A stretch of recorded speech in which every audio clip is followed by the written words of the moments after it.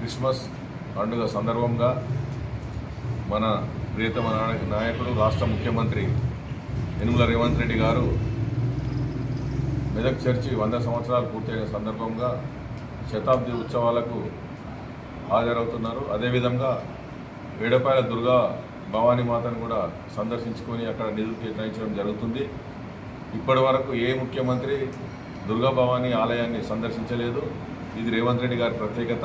రేవంత్ రెడ్డి గారు దుర్గా భవానీ ఆలయంలో పూజలు చేసి 11:30 తర్వాత చర్చికి పోవడం జరుగుతుంది. కాబట్టి మన ప్రియతమ శాసనసభ్యులు మన రోహిత్ రావు గారి ఆధ్వర్యంలో, హనుమంతన్న గారి ఆధ్వర్యంలో మెదక్ నియోజకవర్గంలో దాదాపు 10,000 మందిని సమీకరించి ఏడపాయల్లో రోడ్ షోకు తరలించడం జరుగుతుంది.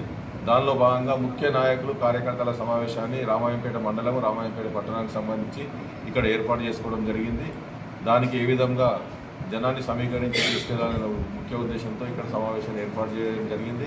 అదేవిధంగా ఈ ప్రాంత సమస్యలను కూడా ముఖ్యమంత్రి గారి దృష్టికి ఎమ్మెల్యే గారు తీసుకెళ్లబోతున్నారు. ముఖ్యంగా రామాయంపేట రెవెన్యూ డివిజన్ అంశం అయితేంది, బైపాస్ రోడ్ అయితేనేంది, మన పట్టణంలోని ఇంకా అభివృద్ధి కార్యక్రమాలు వాటి మల్లె చెరువు గురించి కూడా చెప్పడం జరిగింది. ఏవైతే శాశ్వత భవనాలు లేవో ఎంఆర్ఓ ఆఫీస్ కానీ, రెసిడెన్షియల్ డిగ్రీ కాలేజ్ కానీ అవన్నిటి కూడా శాశ్వత భవనాల గురించి కూడా ఎమ్మెల్యే గారు రిప్రజెంటేషన్ ఇవ్వడం జరుగుతుంది. దానిలో భాగంగానే ఇక్కడ సమావేశం ఏర్పాటు చేయడం జరిగింది.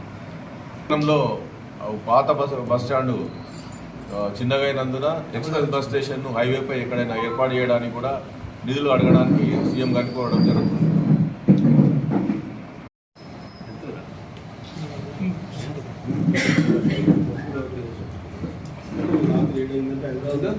బస్సు అనిపిస్తుంది కూర్చొని చెప్పదు అన్నదానం 100 సార్లు మాట్లాడి రాత్రి 9 గంటలకు కూడా బస్సు గంటలు వస్తున్నాయి. ఫుల్ బస్సులు వస్తున్నాయి. రావుపేట ఫుల్ బస్సులు వస్తున్నాయి. మనం రాకముందు రాలేదు. అన్నదానం ఒక 100 సార్లు మాట్లాడారు డిపోలో. నాన్ స్టాప్ ఆపుతలేరు. నాన్ స్టాప్ ఎందుకు ఆపుతారు? నీకు రామాయంపేట బస్ రామాయంపేట ఊర్లకు ఇంతకుముందు